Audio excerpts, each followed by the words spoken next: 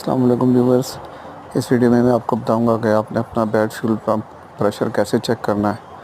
आप अंदर स्विच गाड़ी का ऑन करें, यहाँ पे पाइप के साथ एक वाटर लगा दें और बैटरी का टर्मिनल लूज़ कर दीजिएगा।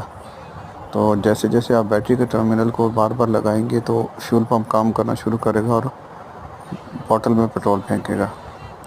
ये देखिएगा पेट्रोल बहुत कम मकदार में आ रहा है, इसका मतलब है कि आपका फ्यूल पंप ख़राब है। प्रेशर बहुत कम है जिसकी वजह से गाड़ी आपकी मिसिंग भी करेगी, चढ़ाई भी नहीं चढ़ेगी।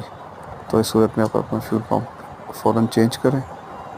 और फ्यूल पंप की लोकेशन गाड़ी के पीछे सीट के अंदर है। तो उम्मीद करता हूँ आपको वीडियो पसंद आएगी। लाइक और सब्सक्राइब ज़रूर कीजिएगा। थैंक यू, अल्लाह हाफ़िज़।